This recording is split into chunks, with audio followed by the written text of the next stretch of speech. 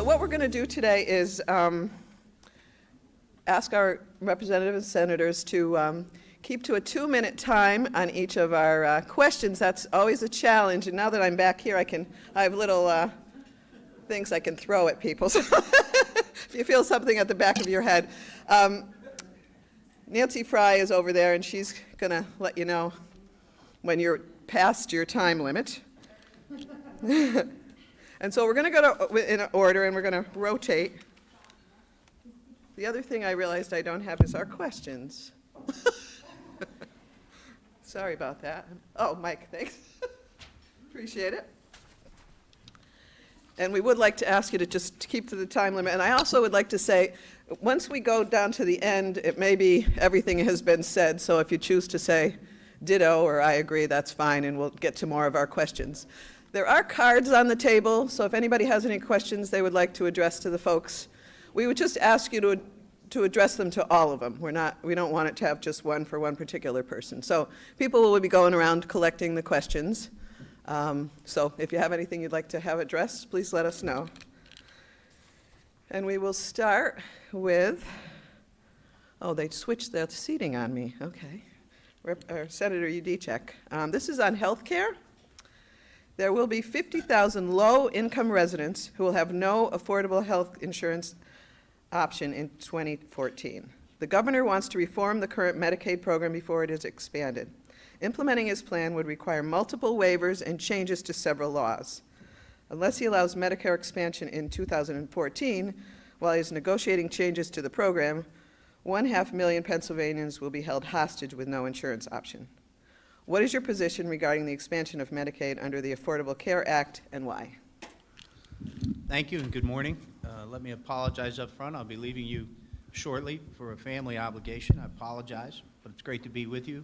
Enjoy breakfast with you on this early Saturday. Quick answer to Medicaid expansion is yes. We've been very vocal in support of expanding Medicaid under the Affordable Care Act. That would help over 500,000 Pennsylvanians get good quality health care, and it would be a big impact on the economy in Pennsylvania, but particularly here in northeastern Pennsylvania. Our largest employer in northeastern Pennsylvania is the healthcare industry, and we have a lot of exciting things going on. A new Geisinger facility in Nanticoke, the Lehigh Valley Hospital, merging with Hazleton General. That has the potential to put a $150 million investment, a new hospital in the greater Hazleton area. So healthcare is tremendously important, not only to everyone's quality of life, young and old, but it's very important to our regional economy, and not expanding Medicaid. The governor, let me give you a little bit of a history on the governor's position. Starting from the time he was Attorney General, he sued to stop the Affordable Care Act.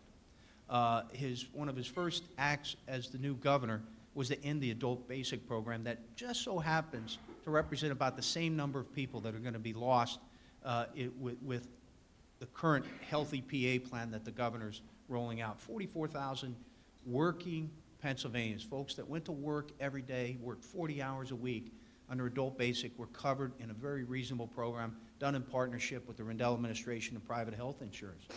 Unfortunately, that program ended as soon as Governor Corbett took office, and now we've seen over 3 years of delay, and now finally we have the governor's plan. I'm concerned that we're asking for many things that may not be approved, and that will continue the delay.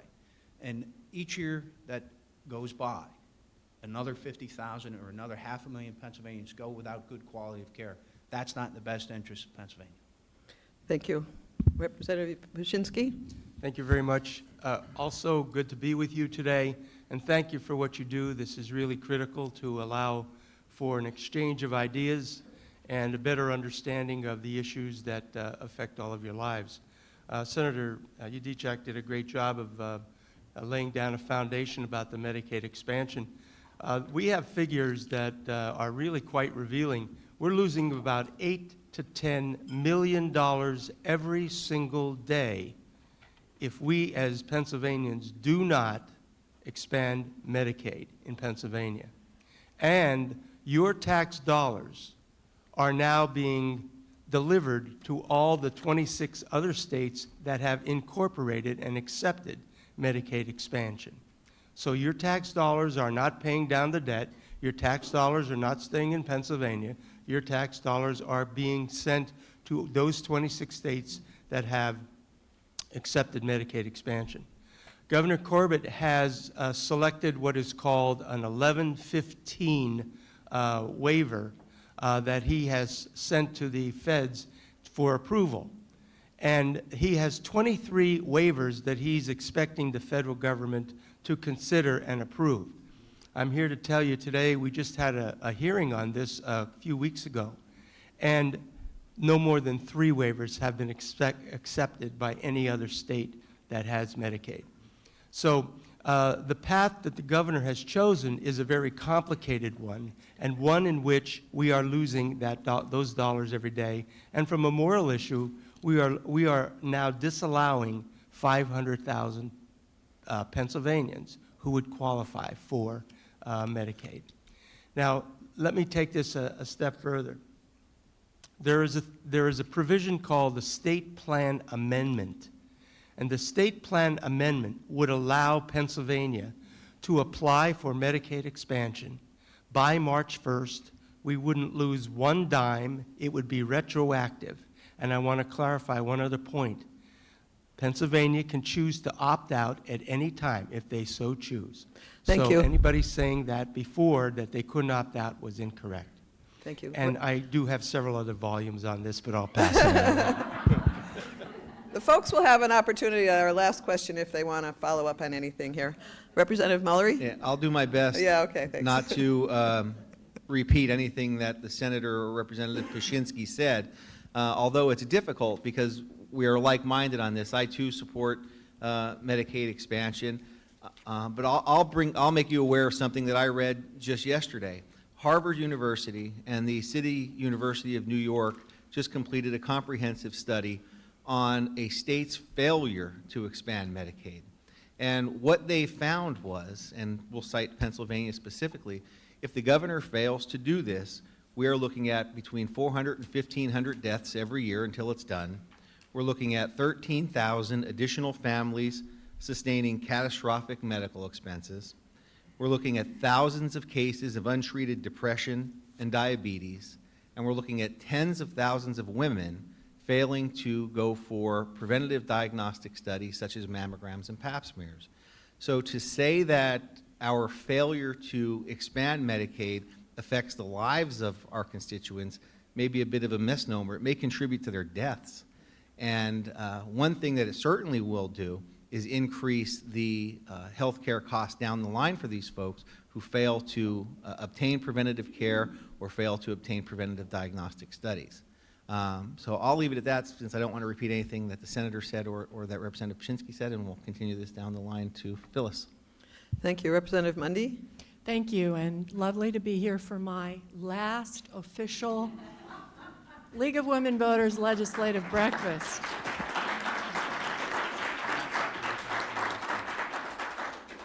And thank you for having this every year. I think it's extremely informative to hear what folks have to say. I wholeheartedly support the Medicaid expansion.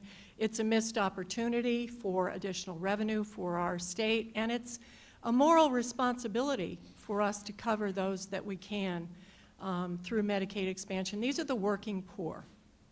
These are people who are not poor enough to qualify for Medicaid, usual Medicaid, but too rich to qualify for subsidies on the healthcare exchanges.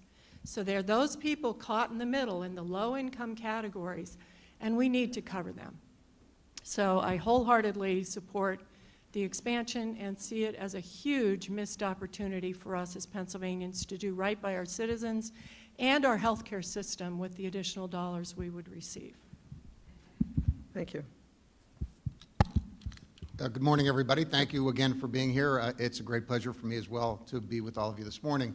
And as the preceding folks have indicated, I too favor an expansion of Medicaid under the Affordable Care Act. And for me, an analysis of the decision made by the administration not to accept the Medicaid expansion really was a financial calculation that seems has been made relative to the out years and how the Commonwealth would be able to pick up those costs in the years when it's not fully funded by the federal government. And, you know, I think that that sort of an analysis, number one, shortchanges the moral obligation that we have to try and provide an opportunity for people to have health care, as others, especially Phyllis just described. These are folks who actually work and are caught in between the group that would qualify for Medicaid by virtue of their you know, lack of income, and the folks that have the ability to get a subsidy or get covered at work. There really are folks, I have a particular example of a family in Pittston that is in this category, that will not qualify, will not be able to secure health insurance because of this decision. And I get back to, I think one of the others indicated this, you know, the administration had an opportunity to accept the expansion during the period of time when it's fully funded by the federal government, as other states have done. And if at the moment in time when there was a financial responsibility that was transferred to the Commonwealth, there could have been a reexamination as to whether or not we could afford to take on that financial burden at that time. And so it seems to me that the prudent thing to do would be to participate in the Affordable Care Act's provisions fully, as other states have done, not to be sacrificial in terms of the benefits that our citizenry has compared to the rest of the nation. And then if there was a financial decision that we were faced with how we would pay for the balance of the premiums that would be due once the federal government's commitment less than 100% expired, we could examine that at that time. Thank you, Representative Carroll. I will have Representative Toohill now.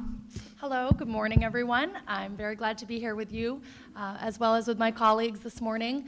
My daughter Alexandra came to work with me today, and I said, so we have a little League of Women voter here, and We do have student memberships. Yes, yes. But I said to her, I said, we're going to the League of Women Voters breakfast. And she said, oh, so she's in 7th grade, civics. And she goes, oh, so it's a 19th Amendment breakfast? And I said, yes, dear. There you So go. she's very smart. I'm very proud of her. What I wanted to say about, and I'll be the naysayer here when it comes to Medicaid expansion, I had looked at this issue, and I have looked at Medicaid in Pennsylvania, and Medicaid across the country is such a broken system. When you have that card and you're supposed to be able to get care, many times there are doctors that will not work with the government health care. You have a child who's in foster care, very rarely can you find a doctor that wants to work with the state of Pennsylvania. They're like, it's slow, they won't get back to you, you don't get your reimbursements. So when you go into your doctor's office, there's always a sign there that says, we're no longer accepting these patients. So we have a problem with access to care for these individuals. And I had looked at this decision when we as a state are saying, are we going to take the free money while it's coming in from the federal government? And I kind of looked at that and thought it was scary, because you're going to enroll, say you cover all these individuals, which you want them to have coverage, you want them to have quality care, but when down the road, they're going to be on Medicaid, so you're expanding, it's basically a welfare type of situation. You're going to be expanding that health care, and we as a state are going to have to pay for that in 5 years when the federal government says, hey, Pennsylvania, it's on you. And here we are, all we did was put more people on a roll where the quality is not that good. But I think that the Democratic perspective, I would say, it is a very good one, because we all are on the same lines. Like, we want people to have coverage. You want people to have quality care. She's telling me to stop, but I'll just really quickly say, I think what we've done is made concessions. So through that waiver process, Secretary McErath from the Department of Public Welfare, she gets mad at me when she says, don't call it a broken system, because we are expanding portions of it, and we are working with the federal government on that. So it's just a very complicated issue. Thank Senator you. Blake. Thank you. Senator Blake? Good morning, ladies and gentlemen. I'm delighted to be here. I appreciate the League convening this important forum. I will echo the comments of some of the previous speakers and try to keep this short. I'm obviously a supporter of the expansion of Medicaid in Pennsylvania. As one of the colleagues mentioned, we are paying federal taxes. I'd like to see the benefits of those taxes come back to our citizens. calculus on this is quite simple. We have people that are accessing our healthcare system in an inappropriate way in our emergency rooms. And if they had health insurance, they might be advancing their access to care in a way that would not wait until it was critical and most expensive. Not mentioned yet by my colleagues, but needs to be noted is that the hospitals in Pennsylvania, many of them, in fact, I've talked to a few hospital administrators, 40, 50, 60% of the care that they provide is to uninsured Pennsylvanians. And there is a provision in the Affordable Care Act that says that the federal government will no longer compensate these hospitals for that uninsured care. Why? Because the assumption would be that people would be insured. That's a very, very dangerous place for our hospitals. I also have a conscience about this issue regarding the 500,000 people that are uninsured, and I think it would make sense for us to get them the insurance that they need and access to the coverage they need. I need to say something very important about what happened. I hope I can fit this in 2 minutes. In June of last year, when we were negotiating the welfare code as part of the budget process, members of the Senate in both parties negotiated terms, if you will, terms and conditions under which perhaps Medicaid could expand, and to Tara's earlier point, provisions that would deal with maybe corrections in the system. And that provision of the welfare code went out on a 40-10 vote in the Senate, which meant it was a bipartisan set of conditions under which Medicaid expansion could occur. And unfortunately, it didn't survive in the House, and we had to concur in the welfare code when it came back. The reason I say this is that there is room for discussion. This is not such a polarizing issue. I think we all have a concern about getting everyone insured, but it makes no sense to me because we can get $400 million to save our state budget crisis right now if we would simply expand this process. And I think, as Representative Pashinsky said, we could expand it now and correct it later if indeed there are corrections that need to be made. Thank you. Thank you. Senator Baker? Good morning. I want to thank the League as well and thank all of you for being here this morning. I think all of us know that one of the biggest cost drivers in the budget is Medicaid, and we anticipate with the governor's announcement of the new budget on Tuesday that that will continue. So as my colleague Senator Blake mentioned, last year in a bipartisan fashion, the Senate did look at a measure aimed at expanding Medicaid, but that included solid principles of looking for conditions of greater efficiencies, cost savings, and adding personal responsibility and sustainability to the program. Things such as looking at program modification, which currently, when you look at, if we were just to simply expand Medicaid with the existing program, it would be unaffordable. So it's important that as we look at this, we have the ability to modify, to add personal responsibility. I do support the governor's waiver request in that regard in terms of sustainability and the like. But I think the other concern that we have to continue to look at is if the federal government doesn't fully fund it, what are our options moving forward? So without expansion, it's difficult for us to modify the existing program, and I am very much hopeful that we can continue to work at it. This is, as I said, one of the two largest cost drivers in the budget and the potential deficit that we may face with the budget this year. Thank you. And we'll start with Senator Baker, and then we can pass the microphone back. This is a question from our audience. With appreciation for all of your service, what are your thoughts about reducing the size of the state legislature? Good morning. We didn't start with that, aren't you glad? We could start with that. Actually, when I announced that I was running for office, I did indicate at that time that I was supportive of looking at a way to rein in the cost of the General Assembly. So I am in favor of looking at reductions to the size and scope, and that includes the complement in the House and in the Senate. I think we have changed dramatically in how we deliver and provide access to our constituents. Just the other day, I conducted a telephone town hall meeting with over 1,600 constituents on the line, 750 at the end of an hour. You don't necessarily have to have every single member being in every single community. I represent a Senate district that is 6 counties, greater than the size of the state of Delaware, and I try to provide direct access using both the web, email, and the like, and also personal visits. So I believe it's something that we can do. I think it's important for us to try to rein in the size and the scope and the cost of the General Assembly. Thank you. Senator Baker? I'm sorry. Senator Blake. Thank you. Well, let me echo some of the comments of my colleague here. I think it's certainly worthy of our consideration. We obviously want to reduce the cost of government. And the General Assembly costs about 1% of the budget. I think the judiciary is a similar number. So the issue of reducing the size of the General Assembly needs to be deliberated carefully because of the necessity for the democratic process to play out in a reasonable way for our constituency. And I think members in the House, and I know this will get their ire up a little bit. I think the Senate is properly sized. But,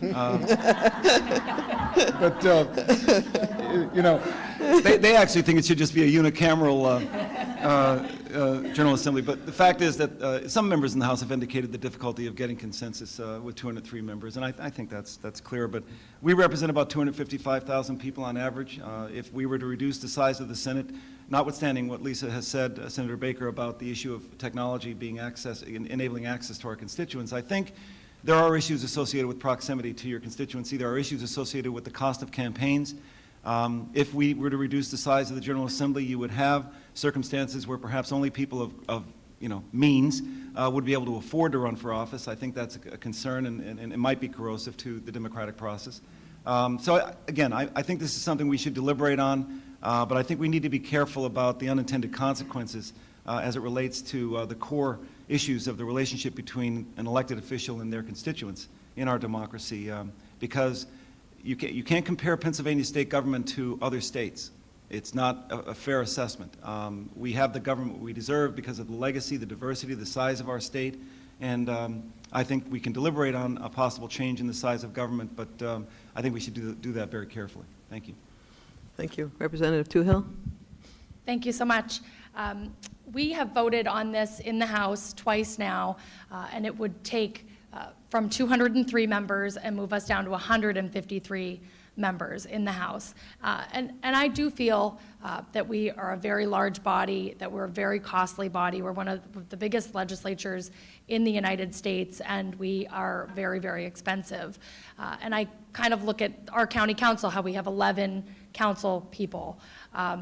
We have 203 people in the State House, and you look around when we're in this big room that we work in, and sometimes, some people aren't there, they're maybe not at their desks, whatever it may be, but it's a lot of people, and it is hard to get consensus, I think, sometimes. So I'm for reducing the size of the legislature down to the 153, and this bill has to be passed by both houses twice in two consecutive voting sessions, and then it goes to referendum on the ballot so that you, the people of Pennsylvania, will be able to decide, do you want to reduce the size of the legislature? So I'm for that. I'm for putting it on a referendum and letting you decide. Representative Carroll? Thank you. I was a co-sponsor of the bill to reduce the size of the General Assembly, so I obviously support that and voted both times in favor of the bill. For me, there's nothing special about 153 and 40. I just think that we could probably do it with less than 203 and 50. Tara outlined the process, and that process exists because a reduction in the size of the General Assembly is a change to the Pennsylvania Constitution. And because we're going to change the Constitution, that convoluted process has to unfold in order for that change to occur, not simply passing a bill, having it signed by the governor, and having the change effective. And the other thing I would say with respect to this effort to change the Constitution relative to the size of the General Assembly, I'm hopeful that if we actually get close to the finish line with this, we also change the Constitution to address redistricting reform. Because I think that those two are one and the same in terms of the nature of the General Assembly and the makeup of the General Assembly. If we're going to reduce the size of the House and the Senate by virtue of the numbers, we absolutely have to take a look at the redistricting process, because Imagine a scenario where we have fewer members in the House or the Senate, and the districts are drawn in such a way that you could have, even more weird-shaped districts that defy logic, really. So from my perspective, I think that we ought to marry together reduction of the size of the General Assembly with redistricting reform. Both require a change to the Constitution. They can be done concurrently. I would favor that. And then another change that I would make that's in the same realm but not a constitutional change would be a campaign finance law change to try and rein in some of the Wild West attitudes that we have relative to campaign finance in the state. So for me, reduction of the size of the General Assembly, redistricting reform, campaign finance, all intermingled in significant ways. All three should be addressed, 2 constitutional changes and a change to the law. Thank you. Representative Mundy? I wholeheartedly agree with the last statement that Mike made. Campaign finance reform, redistricting has to be coupled with reduction in the size of the legislature. It has been widely acknowledged, even by the Speaker of the House, that the bills we have already voted on do not, I repeat, do not save any money. The only way to truly save a lot of money by reducing the size of the legislature is to go to a unicameral legislature. But honestly, I think that what we need to do is call a constitutional convention to discuss redistricting, campaign finance, and the size of the legislature. So then the people can hash out all the pros and cons of all of those issues, and we can do it in a very comprehensive fashion. But I think that's the only way that you're going to do it realistically. And again, to eliminate the overhead and the expense of 2 separate administrative agencies to administer the House and the Senate finances is really the only way that you're going to save any money by reducing the size. Representative Mullery? I won't be the first ditto of the night. even though Mike and Phyllis said everything that I had written down, redistricting reform, campaign finance reform. I, too, was a co-sponsor of the bill. I voted in favor of the bill twice. I voted in favor of the unicameral amendment. I disagree with Phyllis on one thing. The information that I reviewed indicates that reducing the state legislature by 25% would result in about a $25 million savings. I would take that a step further and say, let's go with a citizen-based part-time state legislature. We'll increase that to about $100 million. The only other comment I'll make on the points that Phyllis and Mike brought up is if we do embrace a redistricting reform, I think the one that I would like to see, and I'm sure many of my colleagues would as well, is the Iowa model. The Iowa model takes redistricting out of the hands of the elected officials, puts it in a nonpartisan commission, and they study the population, they study the towns, and they come up with what truly is in the best interest of the constituents. And that certainly is not what we've seen over the past 3 years, and it resulted in the initial plan being scrapped and redrawn. So if we're going to do it, we should do it the right way, and that is something that can be accomplished at a constitutional convention, which I also support. Thank you. Representative Paczynski? Yes. Now I understand why I couldn't make a phone call. Senator Baker had 16 lines tied up. I couldn't make that call. And Alexander, is it true that the only time you get breakfast is when your mom brings you to these affairs? It's a good breakfast. I voted against it. And this is what makes our democracy so unique and so wonderful. Let me just give you a little history about why we have 203 representatives. When they had the Constitutional Convention many years ago, they determined that the more legislators you have, the less likely it would be for those legislators to be bought off and influenced by lobbyists. Now that is the truth in regards to why they expanded that. The redistricting is absolutely critical. The campaign finance reform is absolutely critical because of the fact that the money that's being poured into elections today, especially after the Supreme Court decision that companies and corporations are considered an individual, is now poisoning the water. It's poisoning the water because regular folks like yourself can't get your opinions to where it has to go and have enough influence in order to drive the legislation that you feel is needed, for your lifestyle. And I'm going to disagree with my former student and my colleague, a part-time legislature. They also said the reason why Pennsylvania went to a full-time legislature was because in part-time, you couldn't devote enough time to the needs of your community and state. And I know from my standpoint, I'm going on 8 years now, I'm never at a loss for work. I mean, I could go there 24 hours a day and never finish it. And my chief of staff always gave me the best advice. He said, your job's, your workload's like a circle. There's no beginning, no end, just keep doing it. And that's basically what it is. But just some other food for thought as you peruse the idea of reducing the size of the legislature. Thank you. Senator Udicek? Thank you. Just if you were thinking, well, it's gotten to Eddie, everyone has said what needs to be said, and he wouldn't have anything to say, you would be proven wrong. But it was different. My former student here, too. How's that?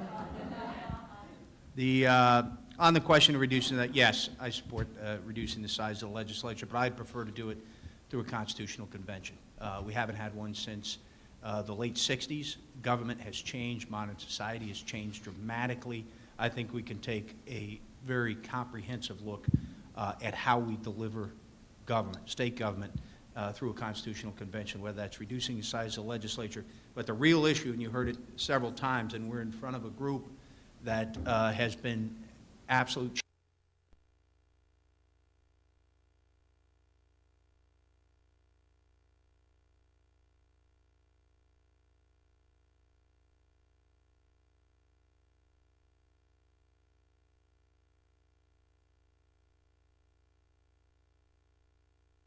and how partisan the line drawing is during the redistricting process. I mean, think about Pennsylvania. Over the last 8 presidential cycles, we voted Democrat. But for the last 2 decades, the General Assembly has been Republican. The congressional delegation has been Republican. The people that come out in the presidential elections, usually the highest turnout, they're voting, and they tend to be voting Democrat. But we can't break the majorities in the General Assembly, and the delegation we send to Washington is Republican. Why is that? Look at how the lines are drawn. And when you draw the lines in a partisan fashion, the worst thing about it, not only do you hurt public policy and how we decide the issues that are important to you, you're taking away and diminishing people's right to choose the folks they want to send to Harrisburg or Washington. Shouldn't be decided by a partisan panel or a few partisan folks in a back room deciding who is going to be the next congressman or who's going to be the next senator or state representative. That should be left to all of you. The voters should decide that. So if we want to talk about real reform, you want to change the dysfunction of Washington and Harrisburg, the real reform would be redistricting reform. And I can't change the size of the legislature here today, but I am going to change the size of the panel by 1. So I will be leaving you. I will be leaving you shortly. So at least, perhaps in the spirit of the conversation, will be better. But thank you very much for your time today. Thank you. Thank you. The next question will start with Representative Paczynski, and this has to do with tax reform. And I'm going to do it as a 2-part question because we have a question from the audience and also a question from the league. Do you support House Bill 76, which transitions property tax to higher sales tax and income tax? And the second part, how can Pennsylvania continue to pay higher taxes when there are fewer wage earners and property owners? What are state lawmakers doing to manage and reduce the trend? And this, of course, is done in 2 minutes. I get 2. Oh, that's right. We can share that. No. Oh, no. Don't encourage him. Well, first let me start off by saying we forgot to mention one major part about Medicaid expansion, and that was 35,000 to 40,000 jobs, living wage jobs, that would also produce between 200 and 250 million new tax dollars being sent back to our state. As far as House Bill 76 is concerned, I attended a public forum just a few weeks ago, and I tried to present the position that I took relative to that particular bill. It's important to note that when House Bill 1776 was first introduced, it fell $2 billion short. So they had to go back to the drawing board and rechange and completely change the way they were going to try to develop $12 to $14 billion, earn $12 to $14 billion. So we're changing a system from property tax, which garners approximately that amount of money, to a sales tax, increasing your sales tax from 6 to 7%, increasing your personal income tax from 3.07 to 4.34, expanding the taxes. And as a result, they were still falling short, and there were some very, very inconsistent parts of the bill that needed to be addressed. Number one, House Bill 76 relies on sales. So when sales are up, things are great. When sales are down, where do you fill that gap? So I developed an amendment that said you have to have a fund balance if 76 is going to actually work. The fund balance has to be $800 million, some say as much as $2 to $3 billion. So when sales go down, you have to have money to draw from. The second part that I had a problem with 76 was we were going to eliminate, if you're going to eliminate property taxes and the uniformity clause in Pennsylvania, that means you eliminate them for everybody. That means multi-billion-dollar corporations like Walmart, Kmart, Costco, Home Depot, Lowe's would end up paying nothing, which means regular folks would have to make up that difference. I see the word stop. Thank you. Thank you. I'm a huge supporter of House Bill and Senate Bill 76. We had the opportunity to do something that they said we wouldn't, and that was to debate it and vote on it on the House floor this session. It came in the form of an amendment. I voted in support of the amendment, got a copy of the roll call, laminated it, keep it in my Nanticoke office and my Harrisburg office for one reason. I don't go 48 hours without hearing from a constituent about property tax reform. So when they come in to see me, or they email me, or they call me, I show them a copy of the roll call vote and tell them that in addition to voting for it once, I will vote for it every time I have the opportunity to. I will continue to fight for it. I, too, was at the rally right here at King's College 2 weeks ago with Eddie, Representative Toohill, Senator Edichok was there, and a large crowd of about 150 folks. I don't think there was one in the audience that was opposed to it. And Eddie explained that night, similar to what he just explained to you, and he took some grief for that position, but I support the amendment Eddie's talking about. And I expressed that to the people in the audience on that night as well. I disagree with Ed in one aspect. I do believe that businesses should also reap the benefit of property tax reform. I think you can draw a correlation between if they see a reduction in their net operating costs, that is something that hopefully will be passed on to the consumers. We will see lower priced goods. We can see them having increased money to expand their businesses, to hire additional people, to raise the wages of the people that they currently have. Like many things, and Ed described one earlier as a circle, his workload, the things we do in Harrisburg are similarly circular, and one thing that we do has an impact on another and an impact on another. And I just don't see the negative impact of this bill, quite the alternative. I think it's a positive bill, and I think it's something we need to continue to push forward with in Harrisburg. Where to begin in 2 minutes? I voted for House Bill 76 when it came up for a vote as an amendment to another bill. It's important to note that 27 of the bill's co-sponsors voted against it when push came to shove. So that tells you a lot about how important these co-sponsorships are. The bill has numerous problems. It shifts the burden from businesses to individuals. It's the burden for school taxes would be strictly on individuals with this bill. Businesses, because they don't pay a personal income tax to help fund public education, they would benefit tremendously. The Walmarts, the Costco's, or whatever big box stores there are, Best Buy, et cetera, would tremendously gain at the expense of the individual taxpayer. The bill has constitutional issues because it taxes services to individuals like accounting, but it does not tax services to businesses for accounting. That's just an example. So the bill, if it should become law, would be tied up in court for a very long time over these constitutional issues. I voted for it because we need to address the issue. Jerry's right. A week doesn't go by that I don't hear from a constituent on the issue of property taxes. And it kind of takes me back to the other question that the league asked about how can Pennsylvanians continue to pay higher taxes? You're not paying higher state taxes. You're paying higher property taxes. And that's partly because we're not funding public education the way we should at the state level. That would tremendously reduce the burden on the local property taxpayer. And that is a huge, huge factor in all of this.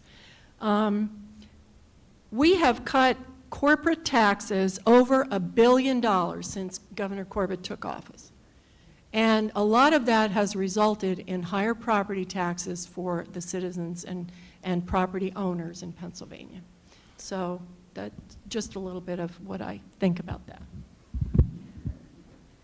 Okay, there's a lot of nuance to all of these answers, and mine is going to add to the nuance. From my perspective, House Bill 76 is a vehicle to have a conversation relative to school property taxes, which I embrace. Where I draw a line is the difference between residential property taxes and all other property taxes, all other being commercial or vacation real estate, those sorts of things. You know, the prospect of $1 million vacation home at Lake Wallenpaupack owned by a couple from New Jersey getting a tax break to reduce their tax liability to zero so I can raise your income tax and sales tax is not something that is appealing to me. And so what I am interested in having House Bill 76 and Senate Bill 76 do is let's have a discussion with the hope that we can get to the finish line with the discussion relative to residential, homestead and farmstead property taxes and raise the taxes necessary to provide relief on that front. And the relief that we can provide immediately without a change to the Constitution there is a 50% reduction in property taxes on your homesteads and farmsteads. And, because 76 requires, to go to the 100% is going to require a very lengthy exercise similar to the exercise related to the reduction in the size of the General Assembly. So for me, I would prefer a conversation that is a shorter conversation, 50% reduction in homestead and farmstead real estate taxes in exchange for income tax and sales tax increases to make up the difference. And the beauty of that model then is that it would continue to give local folks the ability to have a say in how their school district operates. Because I would point out that if 76 as constituted now becomes law, we can wipe out school boards across the state because there's going to be no reason in the world to have a school board if the Commonwealth of Pennsylvania is going to provide all of the tax revenues. We're not going to let a school board negotiate a teacher contract if all of the revenue comes from the Commonwealth. And so you turn all of us into school board members in addition to General Assembly members. And so there are a whole series of concerns related to 76, but the beauty of 76 is it gives us the opportunity for a conversation to reduce significantly, if not eliminate, but preferably reduce up to 50% real estate property taxes. Thank you. Representative Carroll just did a fine job on that in making that distinction between farmstead and homestead as opposed to these luxury properties, because we do have people in our communities that do have the house that they pay property taxes on and that they don't mind at all, that it's not an issue for them. And obviously in northeastern PA and where we come from, it is a huge issue here. You never own your home. We have little old ladies whose husbands pass away, that they're losing the house that they've lived in for 50 years. And it's heart-wrenching and it's horrible. And you never own your own home because when your mortgage is paid off and you're counting your pills and you could barely afford food at the end of your life, you're also up to losing your home every year on the property tax rolls. So it's a horrible situation. The law is archaic. The assessments, people really got hurt so badly during the assessment process. And then, they could never sell their home for the value that it's assessed at. And yet, their local property taxes go up every year and they're losing their home. So we have this problem in northeastern PA, but like when us as Northeastern PA lawmakers go down to Harrisburg to fight that good fight, some of our other colleagues, they look at us like we're crazy because they don't have this problem where they come from. It's not a problem that is for the whole state because it's a very diverse state, and there's very wealthy areas of the state that don't have this issue. So I think making that distinction and protecting the people with homestead, farmstead, that you'd get one property that would be protected and that you could finally really own your own home and not have to deal with this at the end of your life would be an excellent thing. And I've only been in the legislature for 3 years, but as my colleagues here that have been here longer, they do say that we're making tremendous progress on this issue, and we just have to keep on beating the drum until the drum breaks on this, because it is the #1 issue where we are, and we do have to help these people. So I think we're making progress, and at least we're talking about it, and there's bills out there that we are voting on. My remarks probably will most be aligned with Representative Carroll and Representative Paszynski. I'm not a co-sponsor of Senate Bill 76 because I do think there are flaws and some consequences to it without it. I agree with Representative Carroll that the dialogue has to happen because if this is such a problem. Any discussion about how we fund public education has to be considered within the constitutional mandate of providing a thorough and efficient public education. And I believe that the Commonwealth has been shortchanging the local tax base. We're funding about 36% of the total cost of public education. That means for every dollar that the state puts in, you as a local taxpayer are putting up over $2. That's upside down. I also think that the issues, this is a tax shift. Nothing is free here. And if you're being told, you know, we're going to eliminate property taxes as if there's no other consequence to that, be mindful that there is going to be an increase in income taxes. There would be a dramatic increase in the services that you would be taxed on, things that you know that right now you do not pay taxes on. So this shift is significant. And I have deep concerns about the consequences of that in terms of its effect on lower income Pennsylvanians, who would not only see an increase in their income tax, but would also see an increase in sales taxes and their spending power go down. And that's not something that comes easily. Plus you have S-corps out there that are small businesses who have tight margins who would see an increase in their taxes because they pay at the personal income tax rate. So this is not without consequence. I think it needs to be deliberated carefully. Our system of property taxation, as has already been said here and Tara mentioned, is flawed. It is dysfunctional. It is obsolete. It is regressive on seniors. Assessments are almost arbitrary. That whole assessment issue at the local level, if I had my druthers, I would carve Philadelphia out, carve Allegheny County out, and I would do a statewide property tax and get it out of the local arena, as Maryland did. But we need to deal with the issue of the backstop. It is a $12 to $13 billion tax shift, as this law is currently mentioned. It doesn't go away, and we have an obligation to adequately fund public education. If we did that better at the state level, dealt with the funding formula, dealt with special education formula, these issues would, I believe, change the calculus of the decisions that our school boards are making. We've already done legislation to limit the rate of increase of school spending, and that's been a reform that I think is important. But we need to adequately fund public education. It's the most important thing that state government does. What to say when you're the last person and everybody's pretty much covered it. I think we would all agree that property taxes are certainly not based on your ability to pay. And I do think Senate Bill 76 has been a good starting point for the discussion on how we can move forward to address it. As Representative Carroll mentioned, Lake Wallenpaupack, I do represent Lake Wallenpaupack, and that is an area in the bill, although I'm a co-sponsor, it's an area that I have had concern about out-of-state property owners not paying their fair share, and have been looking at what other states have done. For example, in Florida, if you live there permanently, you have to prove that you are a permanent resident in order to get a reduced property tax rate.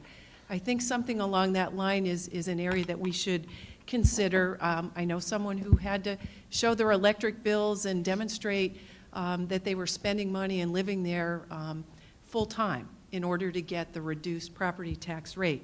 There are a couple of other things that we're also considering as part of the discussion. Senator Tomlinson has a bill to propose property tax freeze for senior citizens. He and Senator Pileggi have been working on that.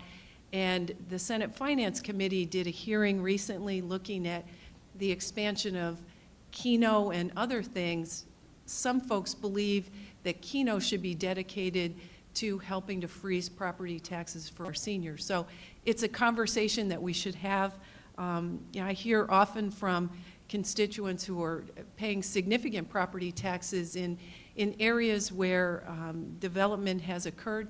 And on top of it, they live in a gated community. So imagine property taxes with an annual assessment. Some of these folks are in the process of losing their homes. We've got people in some of these communities 20 and 30%.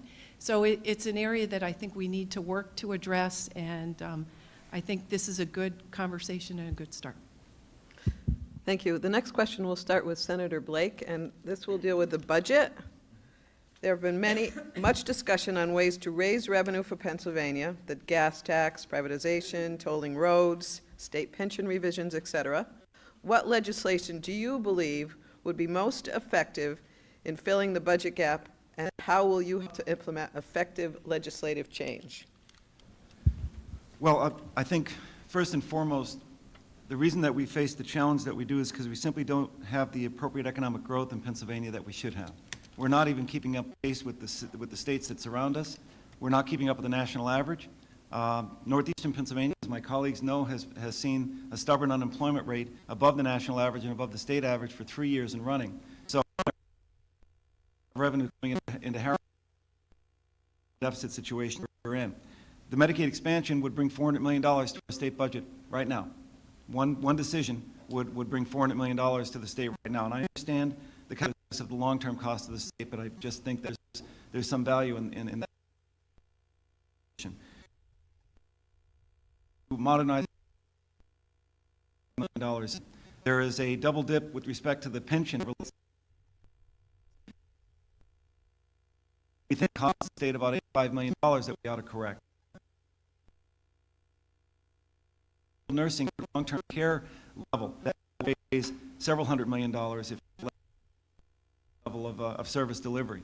I say all this because in terms of and policy adjustments without any tax increases. Discussion talk about a severance tax industry. Favorite has state, not $1. All we get is $1 for the number of holes that are drilled for the Pennsylvania with a tax burden that ought to be shared. Those I think we have in policy to balance our budget easier. Senator Blake did good coverage on point with an estimated of 4, and we do have to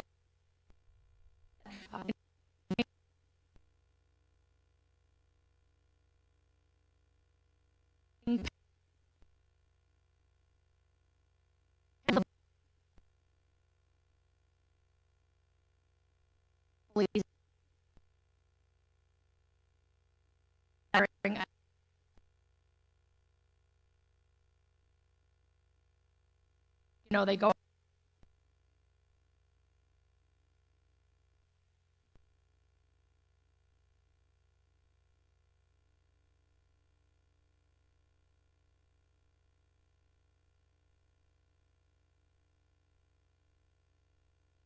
fund that all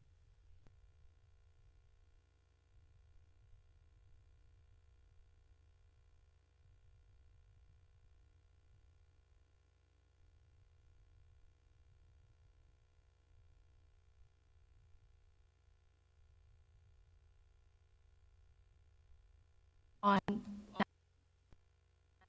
now costs are going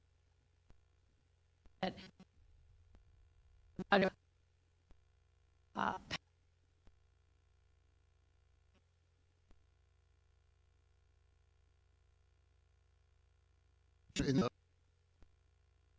the gas.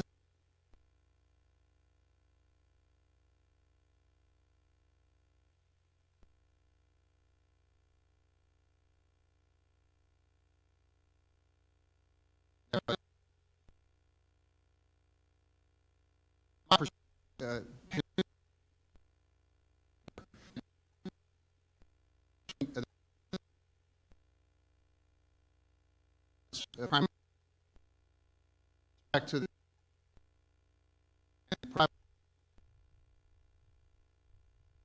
100 schools.